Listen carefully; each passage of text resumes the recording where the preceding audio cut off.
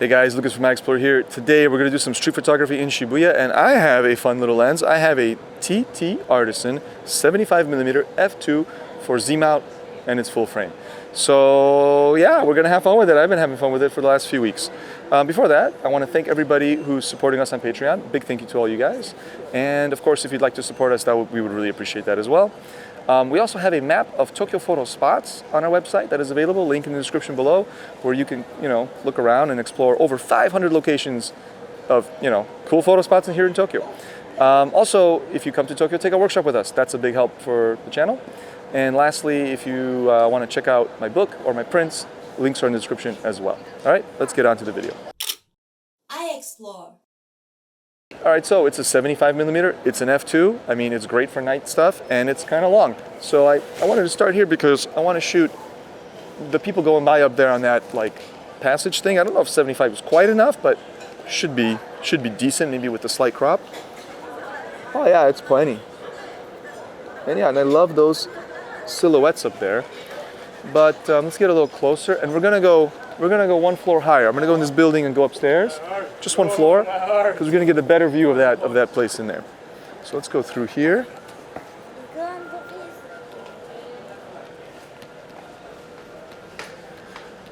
Just from this balcony here, I get a nice vantage point.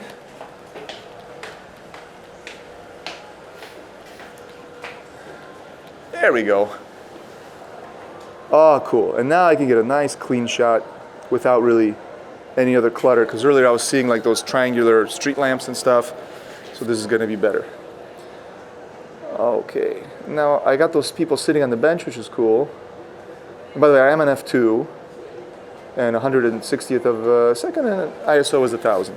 So great. I just want to wait for somebody cool to go and by a little bit closer, like a silhouetted, a figure in silhouette from the side. But the two people on the bench are also nice. This kind of nice lonely scene. I am sort of recreating something I've shot before a number of times, I admit. But this shows off the lens's capability pretty well, because it's a pretty dark scene up there. And I want to be wide open in f2. And the photo is nice and sharp. I'm going to try a few on 2.8. Because I do want the foreground to be sharper too, like within the DOF. Come on, get closer to the window. There we go. There we go, there we go. That was not too bad. All right, let's move on. We're gonna go back out this way.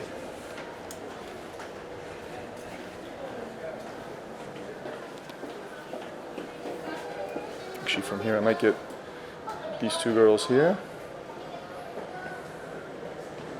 It's a little fun moment. Let's keep going. All right, let's head along here. Do some classic street stuff with the 75. What I like about this lens, even if it's, I mean, those of you who watch this channel know that I'm not super crazy about sharpness. To me, if a lens is sharp, it's sharp. I know there's degrees to it. Oh, here's a little scene. I know there's degrees to it, but it doesn't need to be absolutely flawlessly sharp all the time.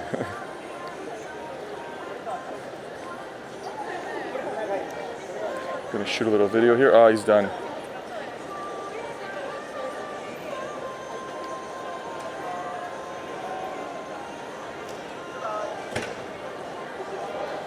So what I was saying is that this lens is very sharp. I haven't compared it pixel peeping to my 24-70 2.8 Nikon S glass, which is super duper crazy sharp. But it's sharp enough. This is fine. It's the image quality from this lens is good enough that I don't think about it. Let me put it that way. It's never an issue. I'm never looking at a photo. I'm like, oh, doesn't look good. It's not sharp or something. It's just, it looks good. The photos are good. This taxi's not going to go in here. And I like how the other taxi way back there is illuminating the people from behind and creating this cool layer effect. Or this lady here. Yeah, she's great. And the AF works great with it. I mean, it has no issues. I'm always a little worried when I use a third-party lens. Especially an affordable lens. It's only I want to say $200. So you're always in the back of your mind thinking well, if it's that affordable, then are they cutting corners with the integration with the camera? Did they I know Nikon doesn't actually share their specs for how the lenses should work together. That's my understanding. So the manufacturer of third-party lenses have to figure that stuff out on their own. I guess by like just reverse engineering the mount or the you know, the control interface. Oh, this guy's great, beautiful. So my point is, like, you'll kind of think, okay, maybe the AF is not going to be perfect, or there's going to be issues with it, but no, it's actually flawless. It's tracking faces absolutely perfectly, you know, from this distance in this chaotic environment with the backlighting, with all the other stuff going on, and it just looks marvelous. All right, let's keep going. So what I love about the lens personally is that it's, you know, it's a 75, it's an f2, and it's tiny. It's tiny, it weighs almost nothing. We just got done shooting a video about another lens, which was already probably on the channel by the time this one posts. And that lens was super heavy. And now without that lens, with this little one on, this camera feels, you know, light. And I can just throw it around, even though it is actually a heavy camera. Anyway, so yeah, it's nice. I don't know how many grams it weighs, but it's really nifty. And it's not very long, which makes the camera very nimble in terms of the weight is not far forward. It's close to the center of the mass of the body itself of the camera, which just makes it comfortable to use. Let's keep going a little bit. So, yeah, I love it. So, and one other thing, because it's so small, it's very pocketable. So sometimes I'll go out with like a 35 prime, and I'll have this 75 in my pocket, and if I need reach, I just throw it on. Instead of, you know, bringing like a whole 24 to 70 or something, and then that's only a 2.8. So you know, okay, it's an f2, a 2.8, there's only a one-stop difference, but it's not only one stop, it's one stop. That's a significant difference. So yeah, you get a lot of power in a very small and pretty affordable package. Let's just avoid this taxi here. But as he goes by, I'm going to try to get him in there. Nice. The camera tracked that the whole way perfectly, except once the car's whatever A-pillar, is that what the thing's called? That first, you know, pillar in the front, it occluded his face. And the Z9 will be smart enough to be like, if something gets in front of your subject for a moment, it will track back. But that was so big and that was so close that it actually blocked like the entire frame. So tracking was lost at that point. But whatever, that doesn't matter. But until then, all those look really sharp. And the light on him was pretty good.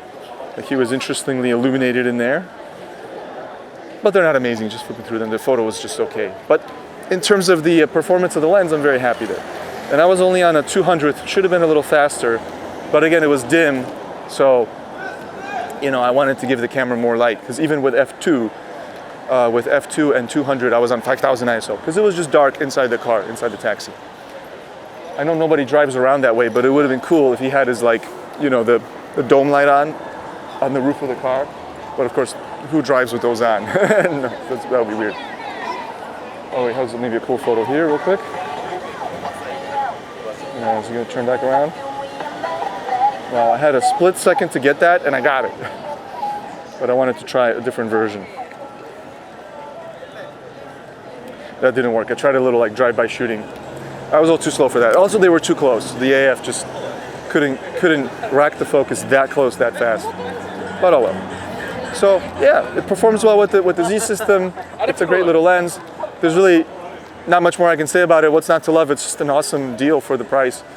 And then the size of the lens in terms of what you have to carry around, it's hard to compare. I can't think of a prime 75 f2 this small. You know, like the Nikon 85 1.8, similar specs, right? Is much bigger than this and heavier and more expensive. All right, we're gonna shoot on this classic street. Probably overdoing shoots on this street in terms of in these videos. I'm sure we've been here before. But I felt like coming here because it's pretty cool. I'm just looking around. Sometimes you focus on the street and then you miss cool stuff up above. I like this building back there. This I can slow down. I'm going to go down to just a 50th, -1. And f2, and I'm on 640 ISO. And it's like tack sharp. Is it tack sharp corner to corner? Yeah, I mean the corners of course are a little bit soft, but not really. I think, what a beautiful song about kebabs. I think that one of the benefits of, you know, or like the benefits of the Z-mount, but I guess it's a benefit for all lenses on the Z-mount, is that because they designed it with a very short, what's it called, a flange distance, I think? Basically, how close does the back of the lens sit to the sensor? I got a shot over here. I think when lenses sit closer to the back of the sensor, or the back of the lens sits closer to the sensor, I should say, then I'm gonna step out of the way of this guy. No, I couldn't even acquire focus there. That was a little bit too much. Too many reflections on the window. So anyway, yeah, so like I think because of that, they don't need to make a big, crazy, heavy lens with lots of glass to correct for all the optical imperfections. It just works, even though, thanks to being close to the sensor, right? I think that's what it is. Let's go across the street for a second. Oh, there's a person up there in the window.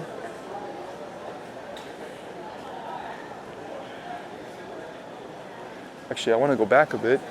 And oh yeah, that's better. That's more interesting from this angle. Because the neon sign blends together with it a little bit.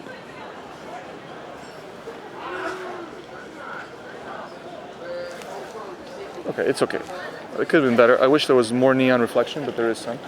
Speaking of the neon, I'm just going to shoot the neon sign on like a smaller aperture just to show you guys how nice and sharp this is on like f5.6 and then, or even f8. Let's go f8, it's very bright up there. That was good. I'm going to go back to fast shutter and wide open. Always got to shoot it wide open. If you get a big aperture lens, you shoot it wide open 100% of the time. 90%. Because, you know, why not? You paid for it, so you might as well use it, right? And let me get some shots from up here.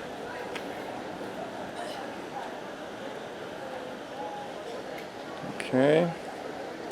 Would be nice to get a car coming up here with everything reflecting, that neon sign reflecting. It would work really well with this lens.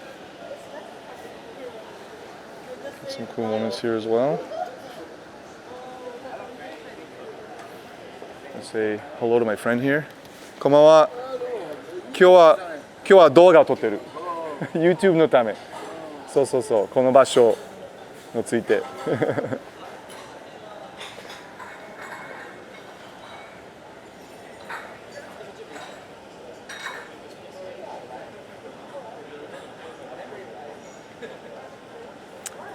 Nobody really coming or no cars coming.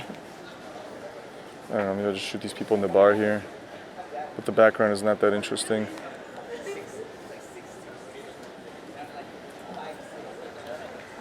Here's a shot right here. Hold on, maybe a little closer.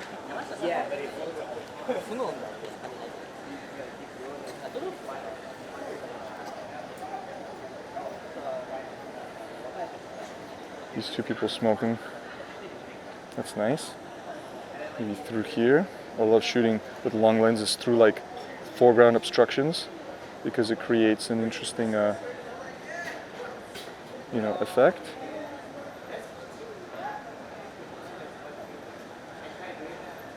There we go. I don't know. Ooh, this guy's pretty cool. Let's get nice and low and see if I can get him with the neon together.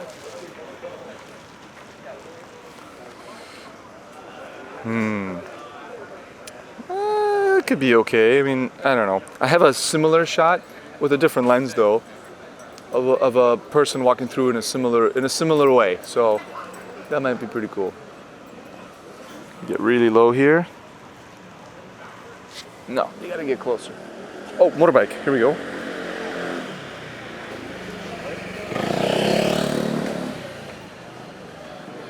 Wow,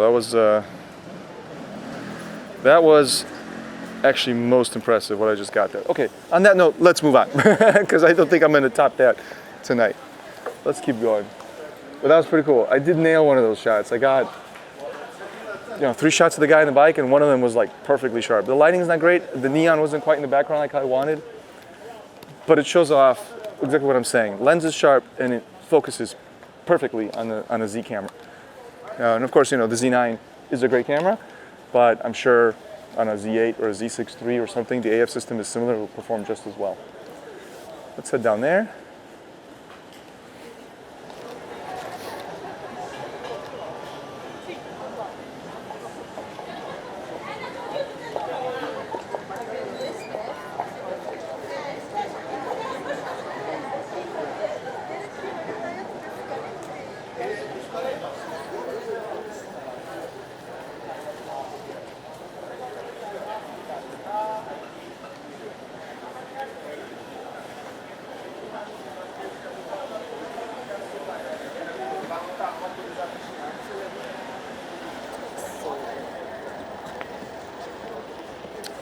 Could it be the same guy? No. Oh, he's leaving anyway. You know, like a month ago, I couldn't see his face, but a month ago, there was a guy parked there on his scooter and he was doing like Uber Eats delivery, and he took his shoes off and he was like sitting on top of his scooter, smoking a cigarette, of course. And I had this lens and I was over there and I got some cool photos of him. He was like right over there actually. I will show those right now because I'm very proud of those and I wish I could get something like that for this video. And I almost thought it was the same dude, but maybe this is just like the kind of place where the Uber Eats delivery drivers like to park and just chill. So where I want to go is that way. So let's go across the street. Ooh, there's a fortune teller here, and that's looking kind of cool. I'm gonna try to get a quick shot here.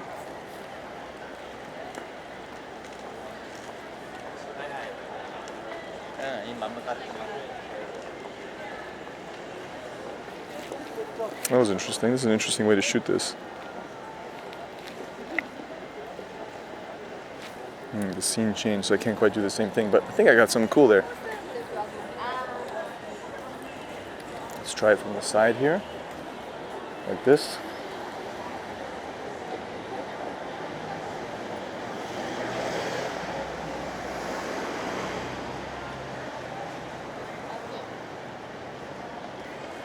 Interesting. So it's a street fortune teller, and he's always here. I have tons of photos of this guy telling fortunes, but I've never done it from this angle with the way I'm doing it right now with the long lens like this. Just want to wait for the scene to change a little bit, but maybe it's okay. I'm gonna turn my face tracking off because I'm actually trying to focus on the that like candle box thing, little lamp he has, but it keeps jumping to the faces around there because that's what face tracking does. Do it vertically. Oh, that's a better frame. That's what I needed to do. Kept trying to make it work in a horizontal frame, but actually, that's not ideal. I love it. Okay, let's keep going. But I love how they're all huddling around, you know, listening with great intent to this man's explanation of the palm reading. I love it. Okay, cool. Let's keep going. That's a nice example of this lens, because it was something kind of far. I couldn't really get close. If I got close, maybe it would work. But I like the perspective from farther away because it offers more compression from a distance. And then the lens allows me to focus in on that, right? To focus the attention, crop in basically. This is a cute little mini.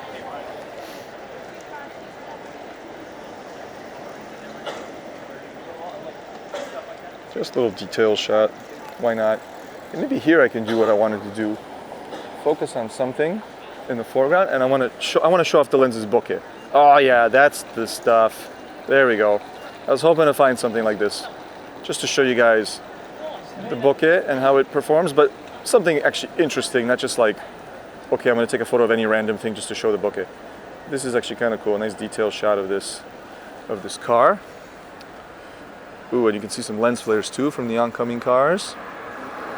Little dangerous situation. I hope I don't get hit by one of these guys. I'm gonna wait for them to go by anyway because their headlights are too blinding for what I want to achieve.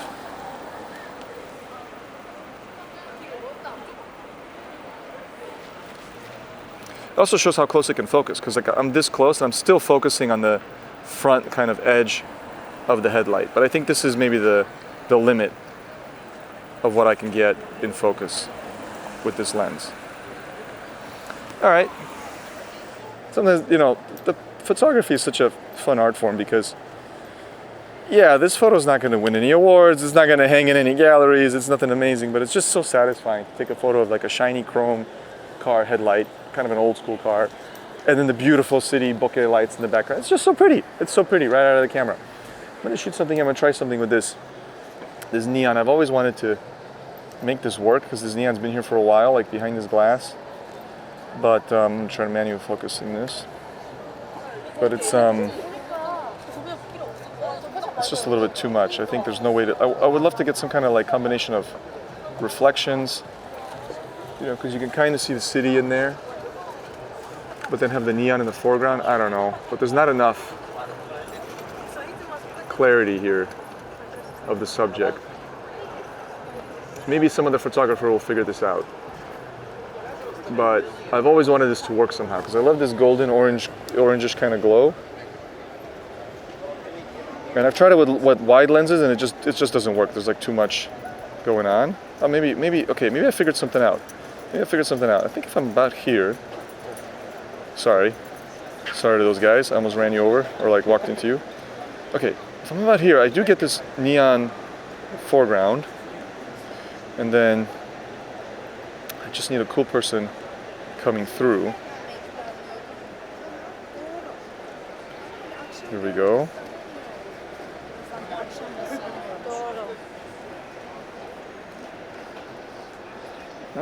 It's interesting. It's obviously very distorted. This is a photo that's not going to be perfectly sharp. They're not amazing, but that was interesting. Maybe I'll come back and try that again someday. All right. So yeah, just experimenting a bit, trying to show some stuff that, you know, may or may not work. But that's what photography is about, at least for me, street photography. It's about experimentation. You don't know what's going to work or not work until you try it. Let's cross here. Wow, that turned out great. I didn't think I got that lady crossing the street there. Okay, cool.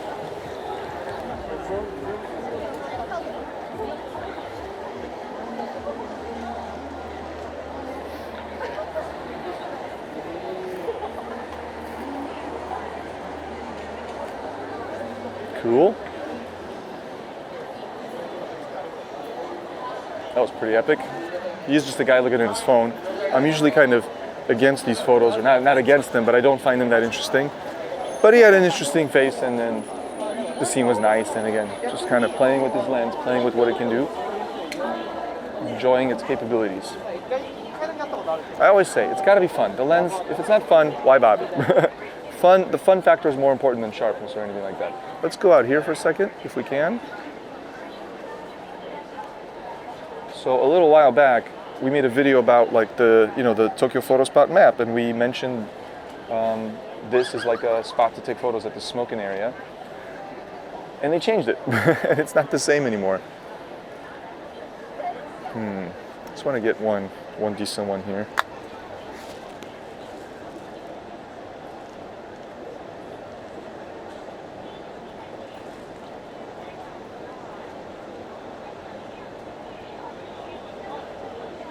Ooh. That's cool. That was cool. There's a shot there. Ooh, this guy with the ponytail. So yeah, I was saying they changed the smoking area, and it's different from what we presented in that Tokyo photo spot map video.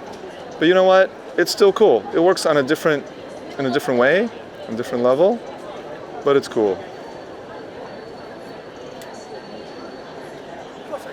All right, so I'm done. Guys, that's it. That is the TTArtisan 75mm f2 for Z-mount, and it's a full frame lens.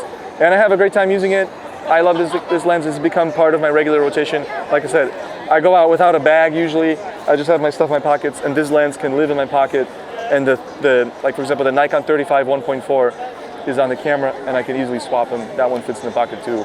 So really nice companion to other prime lenses.